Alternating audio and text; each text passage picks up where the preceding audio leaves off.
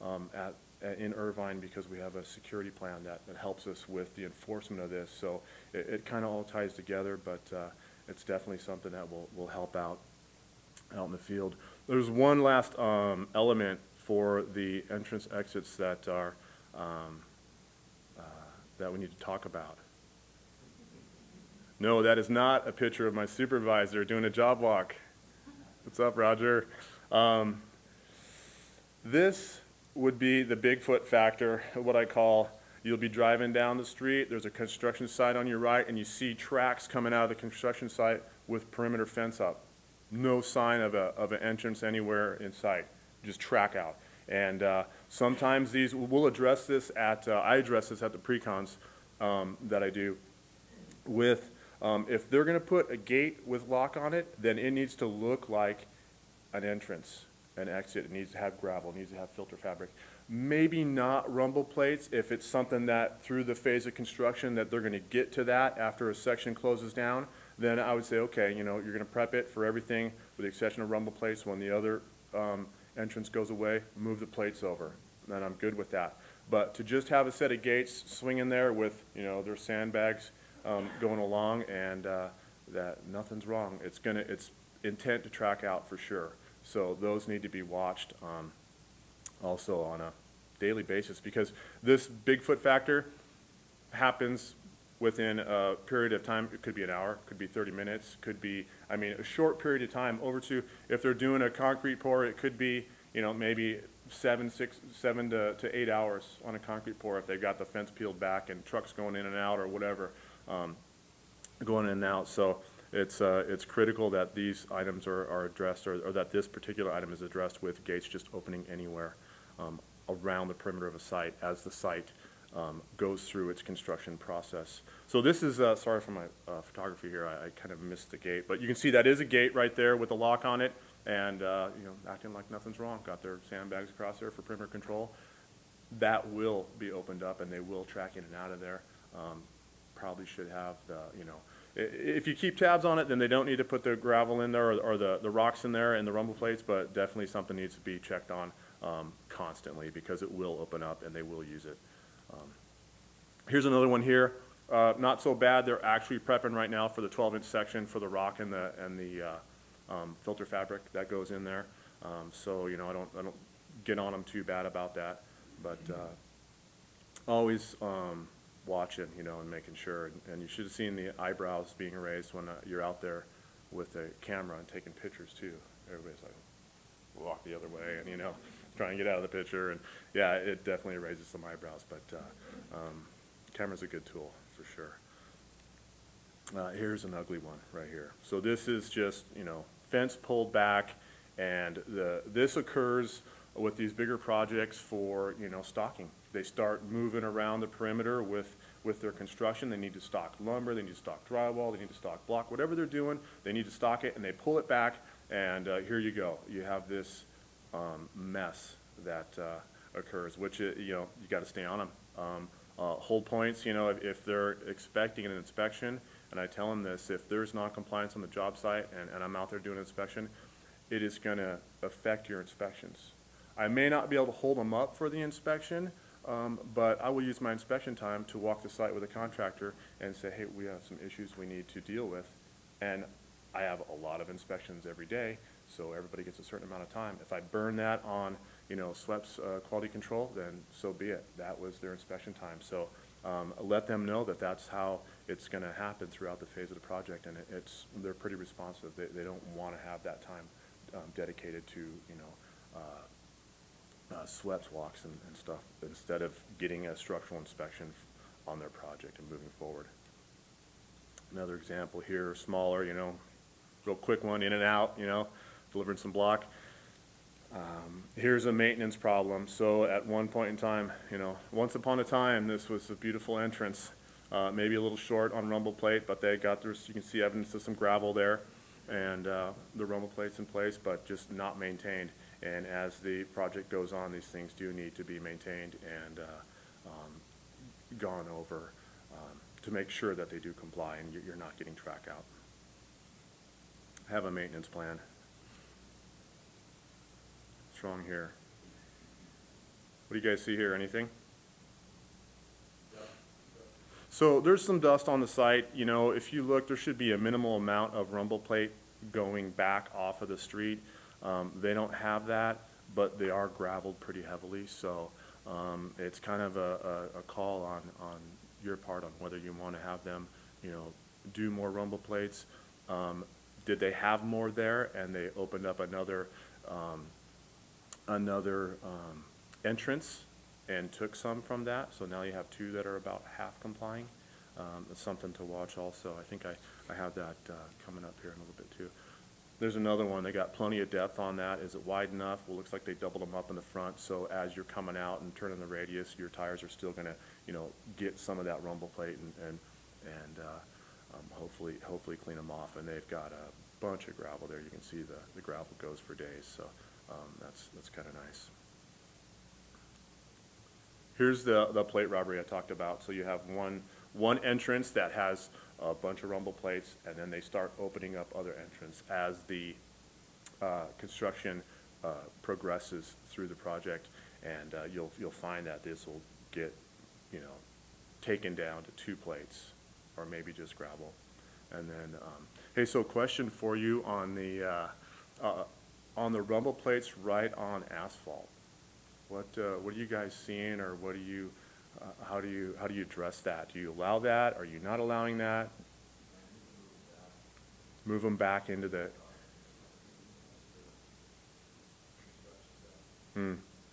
Okay. Yeah. So there's another point there. If they're on hard surface and you're not allowing that, that's definitely a maintenance issue. I mean, they got to clean that all the time. If it's on hard surface and we get an event, then it's just going to wash them out onto the hard surface, and it's going to be a problem there for sure. So sweeping, when should you sweep? Well, if dirt's moving, probably should have the sweepers moving too. There's a picture there of the truck hauling and a sweeper in the background, making sure that they're keeping everything off the road. There's another one hauling. You know, it's not just hauling dirt, though. We've already talked about these Bigfoot, you know, factor, opening up the entrances anywhere around the perimeter. When you have a stocking plan for a project, and it's a huge project, there is a lot of in and out trips on these projects. So it could just come down to, you know, stocking materials, and they're running the grade alls up and down the road, and yeah, you need to be sweeping and making sure that wherever they're coming in and out, that it is stabilized entrance, and they're keeping the streets clean also. Any questions? Anytime you guys got questions, raise your hand. Perimeter control, always key, making sure, you know, I think it was mentioned already that 6-foot high fence with screen on it doesn't constitute perimeter control. So this is some examples of perimeter control here. And also a sweeper running down the street there also on the right-hand side. All the perimeter control and sweeping in the world sometimes doesn't take the place of guys with shovels and brooms. You got to get out there and detail it up. So stopping and looking, getting out of your pickup, whatever you may be driving, and taking a look at it and seeing if there's any, you know, sediments that are in the gutterway, and making sure that those are getting cleaned up also. Sometimes the sweepers aren't too good at getting in some of the tighter spots. And then there's a picture on the right, just kind of unfair because they're just getting that in. So, but I took it because it shows, you know, perimeter fence, no perimeter control going on there. Bunch of junk around there. But like I said, it's kind of unfair because they are just taking that area over and moving forward on their perimeter control plan. And then of course always inlets and making sure that the inlets are protected. You know, the picture on the left, I'm not too familiar with that particular style of inlet protection. Are you guys seeing that out there? Or? On the right, is that appropriate? A lot of papers like to do that. Not sandbag. Yeah. So maybe a little shy on sandbags on the one on the right. Yeah. And then I don't know what the feedback is on the other one on the left. Do you have any feedback on that one? As far as it's almost like a shredded tire. material, that's like filtering it through there. I don't know if you're from,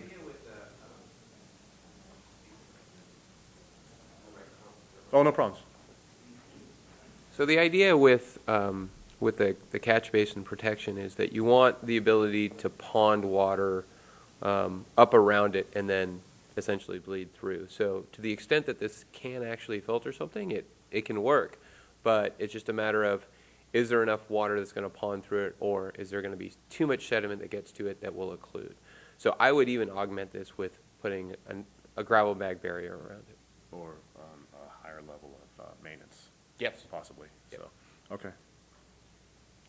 And then we've talked about dumpsters already, making sure they're covered. This one here is tucked back inside of a complex, in the corner of a building that you could drive by and probably not know it's there if you were cruising the street.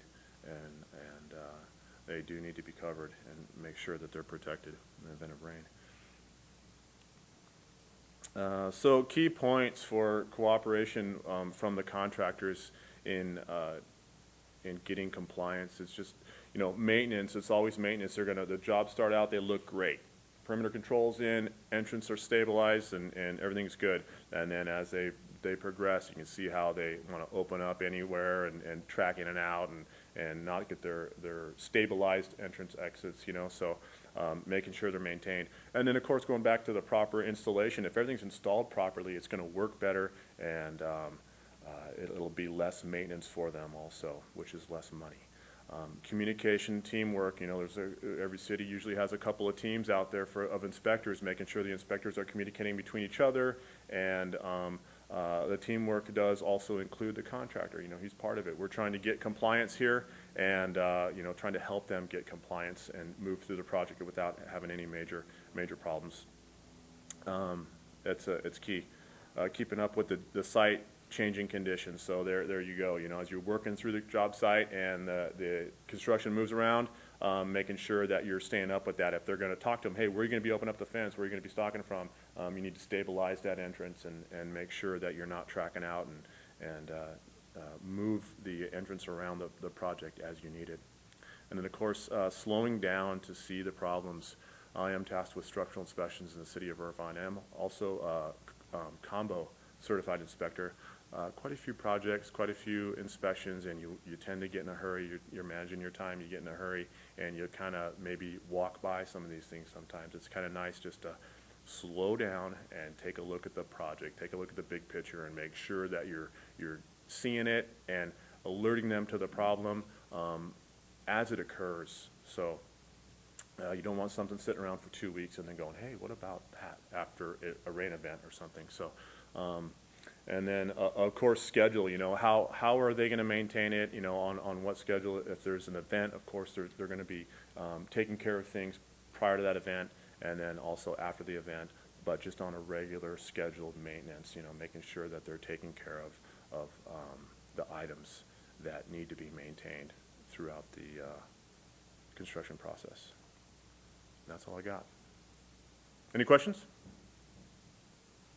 No questions from you, Todd. Some of the things I've done on job sites a lot is like to get all the BMP'S set in, ready to start construction as we progress, they start getting beat up, things all start running over backs and so on and so on. And perimeter control, they're always trying to maintain it in case, because we're wet season, 365, 24/7. But at these entrances, it seems like they have the rumble racks and they're avoiding traffic, but then what ends up happening is we have a ramp and there's no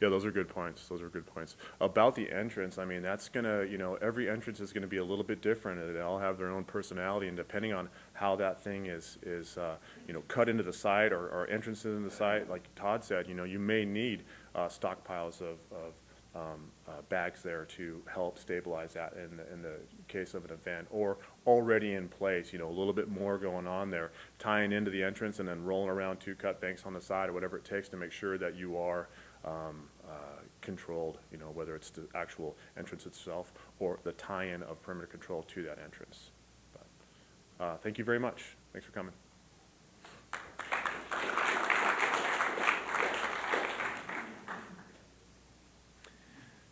Okay, thank you very much. Appreciate it, Jay. Okay, so now we're going to have the county's perspective, and we're going to have Robin Lamont from LC Parks. All right, thanks, Robin. Okay, good morning. So I work with Orange County Parks. I've been a construction inspector for about 25 years, and the last 10 I've focused on NPDES specifically. I'm going to start out with, what kind of an inspector are you? Not a question you have to answer to me, but to yourself. And I look at this as, when you get into doing your NPDES inspections, you also need to be an educator.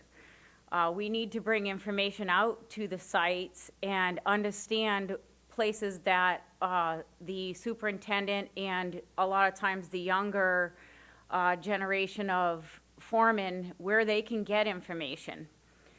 This is my favorite. I know you guys have already seen this morning and put together and updated in 2012. It has great information that is very basic, easy to read, and it's available on the website, which, if you haven't been to the county's website, also includes all the CASQA BMP handbook, BMP fact sheets, and oftentimes I have to bring those out when there's like a specific area that they don't seem to be getting up to speed.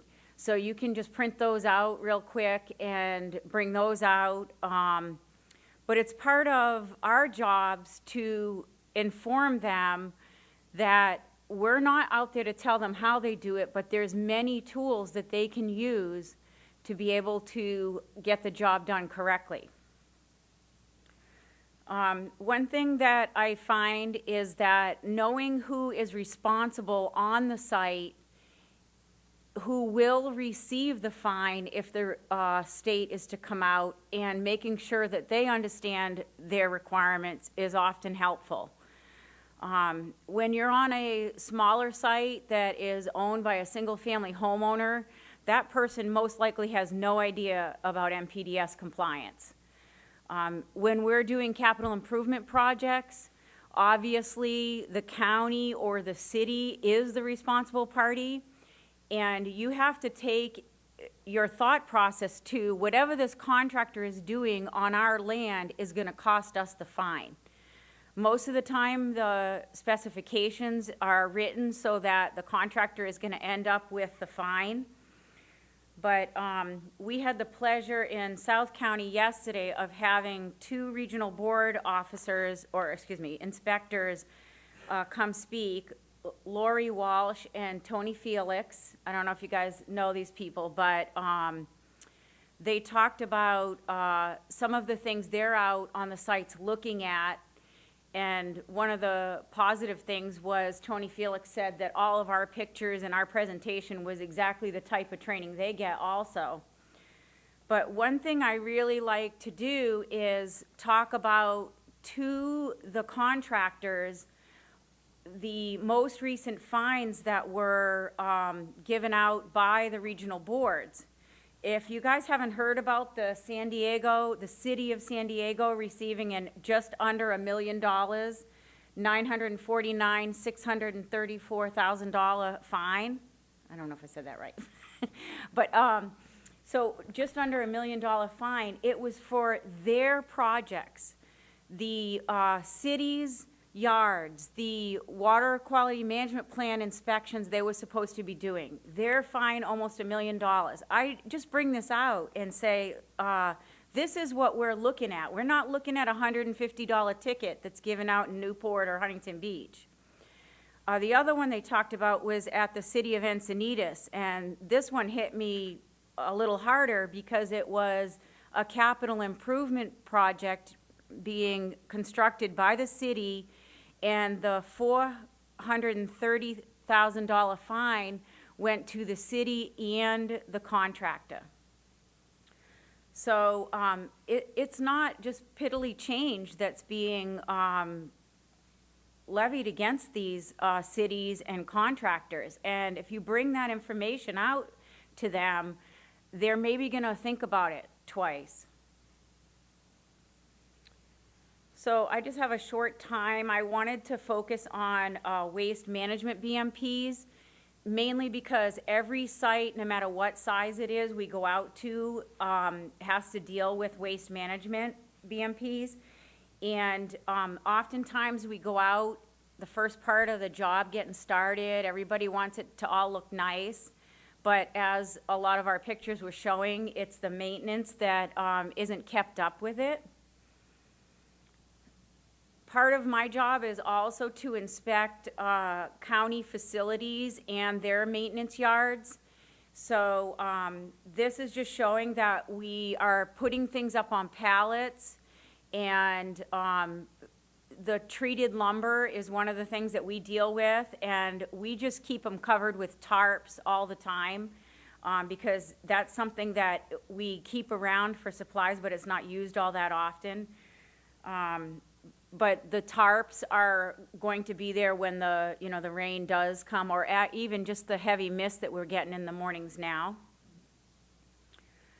The stockpile maintenance, what I always see is that they're using these, the Visqueen, and because even in the winter when we do get the rain, the UV rays is still strong enough, they start ripping. I know that the state board is looking for us to use more permanent materials like the tarps, and we are recommending that, especially in corporate yards, because we can reuse those and they'll last longer. And one of the things that I always talk about at the beginning of a project is where the spill kits are. And oftentimes the workers that are out on the sites don't know specifically where those are. Sometimes they're in a foreman's truck, or they're kept where the supplies are, but they also need to know where they are. And they need to have a plan for a significant spill.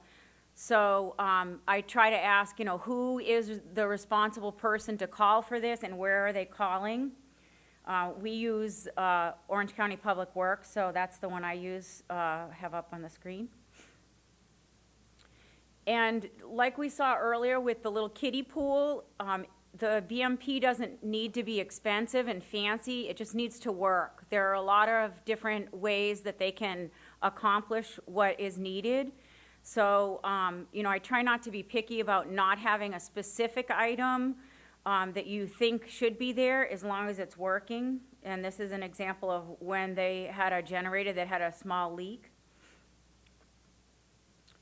One problem I really had a few years ago was getting the workers to understand that when they're using supplies like liquids, that they can't just be left out and need to be in secondary containment. So we've had a lot of training in the last couple of years, and it has gotten better, but this is one of the things that you see in construction yards and in maintenance facilities. And then the biggest thing that was already discussed is the trash cans, just making sure they have lids. If there isn't a lid on them, you always get the response, oh, it was here, we just didn't put it back on. So the parks have come up with just using the cable that crimps on, and as long as the cover is dangling, it's more likely that somebody is going to put that cover back on.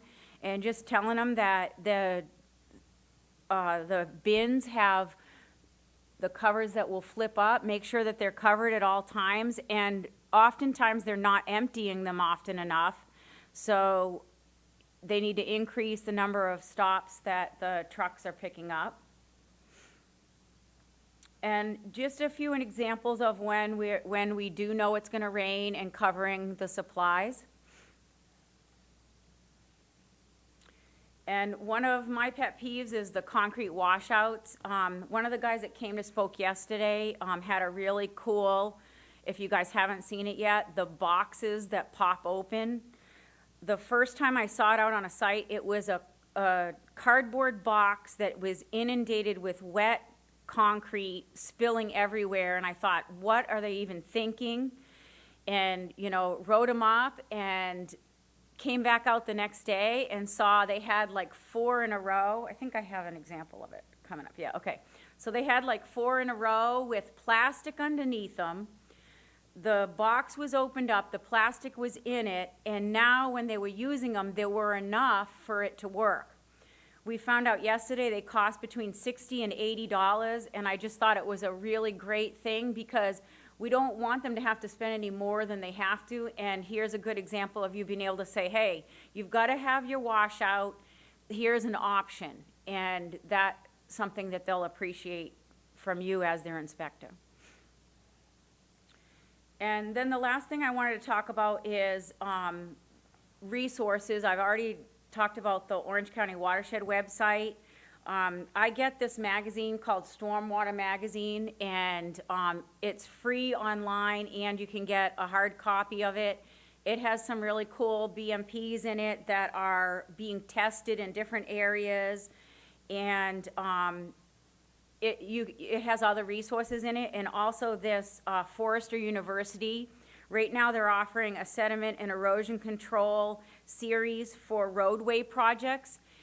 If you need CEUs, oftentimes it has credits for that, but also they're fairly inexpensive, and most of us have a budget for training, and it's online, so it's real easy to be able to get more information that way. And the last thing I wanted to say was thank you to RBF and Watershed for putting together a program that we as inspectors have information that is very relevant to us. I think this was really great. So thank you.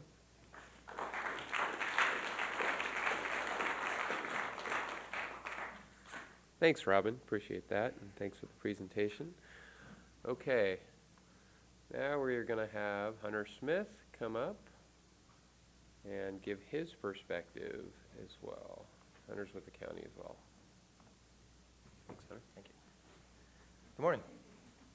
My name is Hunter Smith. I'm the supervising construction inspector for South Unincorporated Orange County. Speak up. Is this better? Does this travel?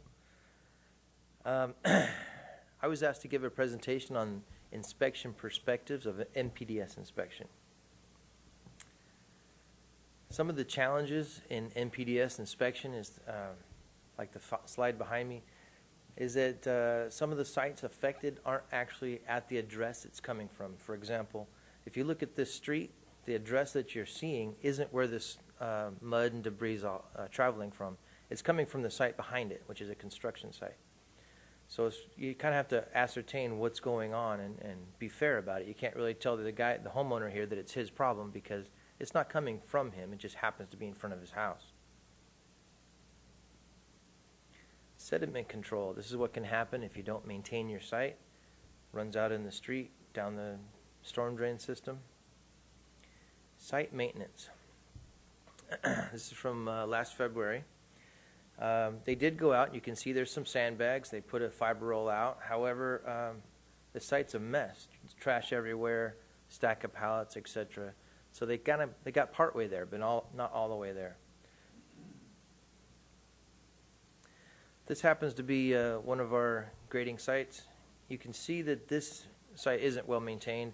That's supposed to be a concrete washout, and the concrete washout sandbags are destroyed pretty well. There's debris everywhere. There's trash. There's buckets in the background. You can see light underneath the fence, which tells you there's no perimeter controls at all. what you can't see, and I'm glad that my boss can't see it, is up on the scaffolding, there's buckets of other stuff, and the site was a disaster. This is a construction entrance in one of our larger sites. They do have rumble strips out, but you'll notice on the left side where the gate is, that big black hole is a construction, is a catch basin, excuse me.